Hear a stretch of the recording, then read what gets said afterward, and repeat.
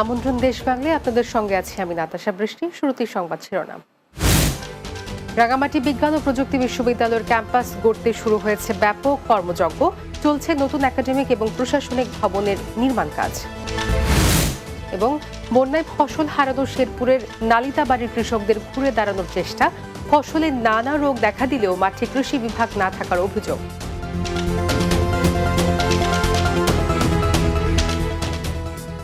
শুনছিলেন শিরোনাম, এবার বিস্তারিত।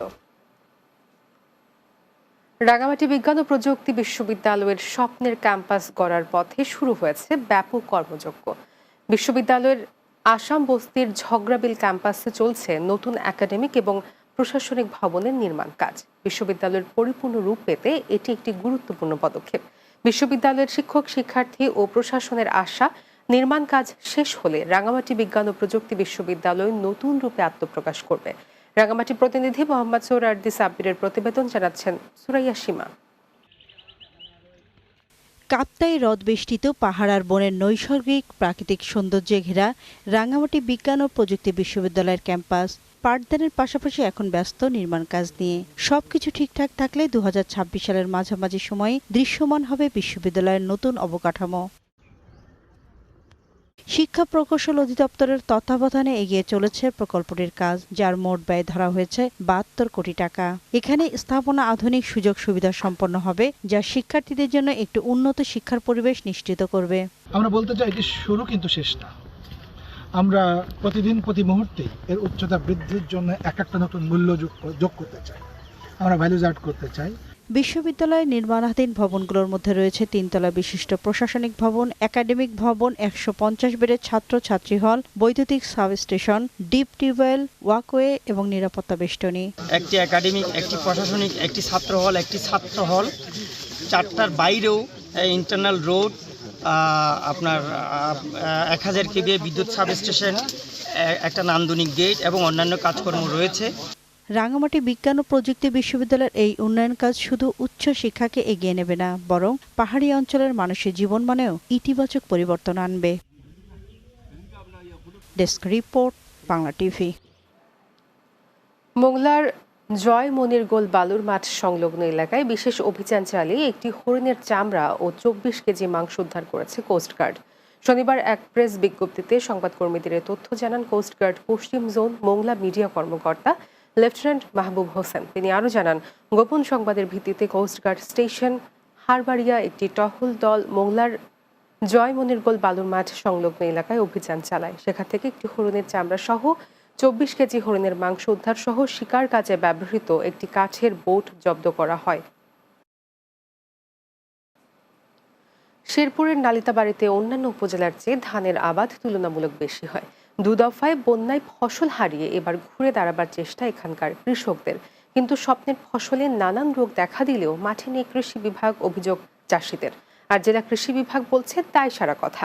শেরপুর জেলা প্রতিনিধি মোহাম্মদ নাইম ইসলামের প্রতিবেদন, জানাচ্ছেন অনুপ নাসির। শেরপুরের নালিতাবাড়ি উপজেলায় চলতি মৌসুমে 23,133 হেক্টর জমিতে বোরো আবাদ হয়েছে।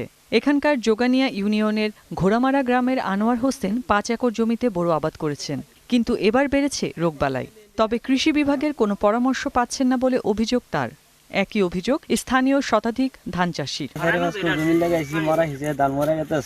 ক্ষেতের হিজা মরে গেছে গাই যে দহন দার তাই না বৃষ্টি চাই না এই ব্যবহার হতাছি সাদা সাদা এই বাড়িতেছে কিশোর মামলা তা নিরুপায়। এখানে কৃষি অধিদপ্তর থেকে কোনো লোক এখনো আসে নাই, পর্যবেক্ষণ করে নাই। পরপর বন্যায় 2 বার ফসল হারিয়ে এবার ঘুরে দাঁড়াবার স্বপ্ন ছিল স্থানীয় কৃষকদের। কিন্তু ধানে পোকার আক্রমণে কপালে চিন্তার ভাঁজ পড়েছে তাদের। এবার বাবা আবাদ করলাম, বাবা আবাদ গেল বন্যায় খায়া। অনেক ঋণ ধার কর্জ করার পরে ধানের অবস্থা খুব খারাপ। ধান বাইরনের পরে চাউল ধান মরে গেছে। শতাধিক কৃষকের এমন দুর্ভোগের তথ্য জানেন না কৃষি বিভাগ। তবে সংশ্লিষ্ট কর্মকর্তাকে বিষয়টি দেখবার দায়িত্ব দেওয়া হয়েছে, এমনটাই জানালেন জেলা কৃষি বিভাগ। কতজন কৃষক অভিযোগ দাখিল করছে এটা তারা আমার জানা নাই। আমি তাদের বলে দিচ্ছি যে যোগানিয়া ব্লকের উপসহকারী যারা আছে তাদের মাঠ পর্যায়ে যাওয়ার জন্য। জেলায় এবার 91,949 হেক্টর জমিতে বোরো ধান চাষ করা হয়েছে। Desk report, Bangla TV. Kushtia জেলা বিএনপির বর্তমান আহ্বায়ক কমিটি বিতর্কিত ও মেয়াদ উত্তীর্ণ অভিযোগ করে কমিটি বাতিলের দাবিতে সংবাদ সম্মেলন করেছে। বিএনপির ত্যাগী নেতাকর্মীরা। শনিবার শহরের একটি রেস্টুরেন্টে এই সংবাদ সম্মেলনের আয়োজন করা হয়। এ সময় কুষ্টিয়া সদর উপজেলা বিএনপির সাবেক আহ্বায়ক বশিরুল আলম চাঁদ, জেলা বিএনপির যুগ্ম সাধারণ সম্পাদক কাজল মজুমদার, আব্দুর রাজ্জাক বাচ্চু, মিরাজুল ইসলাম রিন্টু, সাবেক সাংগঠনিক সম্পাদক অ্যাডভোকেট শামীমুল হাসান অপু সহ অন্যরা উপস্থিত ছিলেন। গাজীপুরের কালীগঞ্জ উপজেলা ও পৌরসভা শাখার উদ্যোগে নবগঠিত জনতার দলের আলোচনা সভা অনুষ্ঠিত হয়েছে। উপজেলার বক্তারপুর ইউনিয়নের বেরুয়া এলাকায় এই সভা অনুষ্ঠিত হয়। এতে প্রধান অতিথি হিসেবে বক্তব্য রাখেন জনতার দল কেন্দ্রীয় কমিটির সদস্য সচিব মোহাম্মদ আজম খান।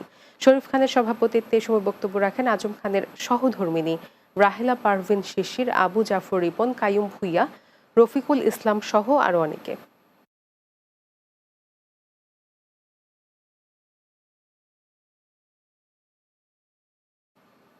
দেশ বাংলা নিচ্ছে বিরতি, ফিরে এসে অন্যান্য সংবাদের সঙ্গে আরো যা থাকছে। গাজীপুরে ইন্টারনেট ব্যবসার নিয়ন্ত্রণ নিয়ে বিরোধ, এক কৃষক দল নেতাকে কুপিয়ে হত্যা।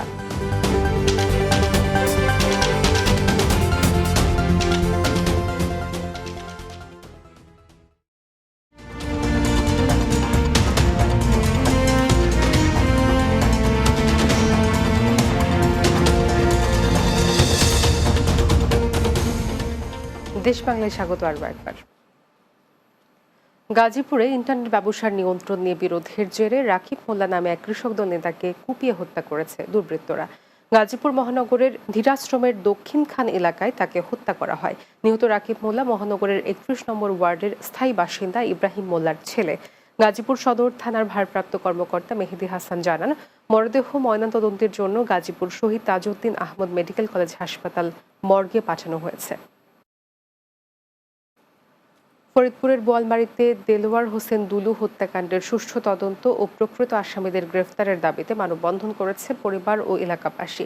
বোয়ালমারী পৌর সদরের ওয়াবদা মোড়ে মাঝকান্দি ভাটিয়াপাড়া আঞ্চলিক মহাসড়কে এই কর্মসূচি পালন করে তারা। এ সময় সড়কের দুই পাশে শত শত গাড়ি আটকে পড়ে। পরে বোয়ালমারী থানা পুলিশের আশ্বাসে অবরোধ তুলে নেয় তারা। আগামী 24 ঘন্টার মধ্যে হত্যাকারীদের গ্রেফতারের দাবি জানায় অবরোধকারীরা। টাঙ্গাইলের কালীহাতিতে বীর বাসিন্দা ইউনিয়ন ছাত্র দলের সাবেক সভাপতি সোহেল শিকদারের ওপর হামলার প্রতিবাদ ও শাস্তির দাবিতে মানববন্ধন অনুষ্ঠিত হয়েছে। উপজেলার বীর বাসিন্দা ইউনিয়ন বিএনপি ও সহযোগী অঙ্গ সংগঠনের উদ্যোগে কস্তুরীপাড়া বাজারে এই মানববন্ধন অনুষ্ঠিত হয়। এতে বক্তব্য রাখেন উপজেলা বিএনপির সিনিয়র সহ সভাপতি মজনু মিয়া, সাধারণ সম্পাদক রফিকুল ইসলাম রফিক, বাংলাদেশ মেডিকেল টেকনোলজিস্ট অ্যাসোসিয়েশনের জেলা শাখার সাধারণ সম্পাদক সোহেল রানা সহ অন্যরা। নোয়াখালীর সোনাইমুড়ি উপজেলার সোনাপুর ইউনিয়নের কালিকাপুর উচ্চ বিদ্যালয়ের এডহক কমিটি গঠন ও প্রধান শিক্ষক নিয়োগের বিরোধের জেরে সন্ত্রাসী হামলা, চাঁদাবাজি ও দোকানপাট ভাঙচুরের প্রতিবাদে মানববন্ধন এবং প্রতিবাদ সমাবেশ অনুষ্ঠিত হয়েছে। খেলাফত বাজার চৌরাস্তায় সর্বস্তরের জনগণের ব্যানারে আয়োজিত মানববন্ধনে বিএনপির দলীয় নেতাকর্মীরা ছাড়াও স্থানীয়রা অংশ নেয়। মানববন্ধন ও সমাবেশে শহীদ জিয়া স্মৃতি সংসদের সাবেক আহ্বায়ক রেজাউল করিম সহ অনেকে বক্তব্য রাখেন। এ সময় দ্রুত সন্ত্রাসীদের গ্রেফতারের দাবি জানিয়েছে স্থানীয়রা।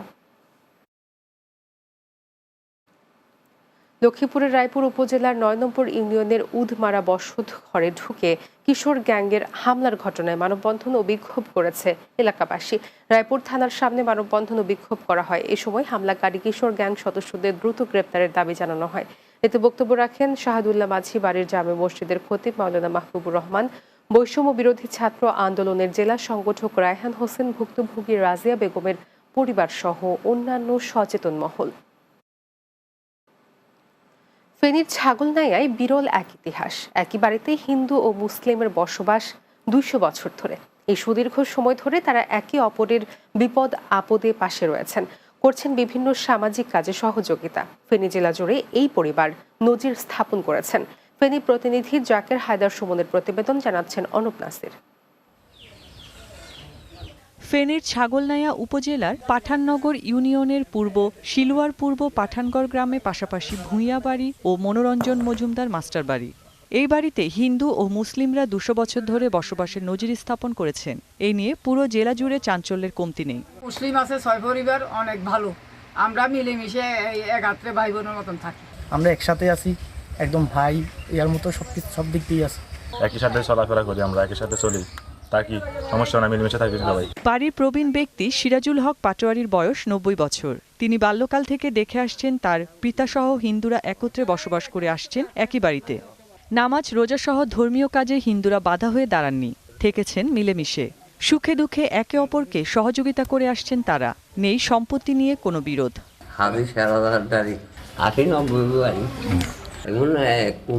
কুমারের নাতিরা আছে একজন 1683, 1682, 1681 থেকে আমরা বসবাস করছি। হিন্দু মুসলমান তাকে 52-53 বছর পর্যন্ত। আমাদের এখানে দাঙ্গা তেমন কিছু নেই। হিন্দু পরিবারের সদস্যরা জানান, একই রাস্তা একই পুকুর ব্যবহার করছেন। মুসলমান মারা গেলে হিন্দুরা কবর খুঁড়ে দেন, হিন্দু মারা গেলে মুসলিমরা শ্মশানের দাহ ব্যবস্থা করে দেন। মসজিদ আর শ্মশান একই পাশে। এ যেন এক বিরল ইতিহাস।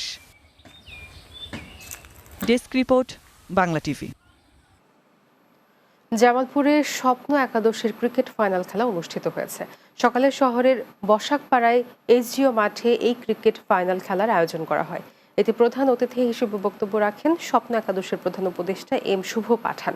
স্বপ্ন একাদশের সভাপতি রিপন হোসেন হৃদয়ের সভাপতিত্বে এ সময় উপস্থিত ছিলেন স্বপ্ন একাদশের সদস্য শাহরিয়ার হোসেন বিদ্যুৎ, আবুল হাশেম হাসু সহ আরও অনেকে।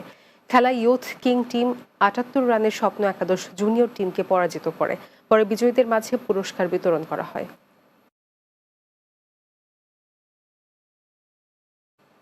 শেষ করব দেশ বাংলা, যাওয়ার আগে শিরোনামগুলো জানিয়ে দিচ্ছি আরও একবার। রাঙামাটি বিজ্ঞান ও প্রযুক্তি বিশ্ববিদ্যালয়ের ক্যাম্পাস করতে শুরু হয়েছে ব্যাপক কর্মযজ্ঞ। চলছে নতুন একাডেমিক এবং প্রশাসনিক ভবনের নির্মাণ কাজ। বন্যায় ফসল হারানো শেরপুরের নালিতাবাড়ির কৃষকদের ঘুরে দাঁড়ানোর চেষ্টা। ফসলে নানা রোগ দেখা দিলেও মাঠে কৃষি বিভাগ না থাকার অভিযোগ। এবং গাজীপুরে ইন্টারনেট ব্যবসার নিয়ন্ত্রণ নিয়ে বিরোধ, এক কৃষক দল নেতাকে কুপিয়ে হত্যা।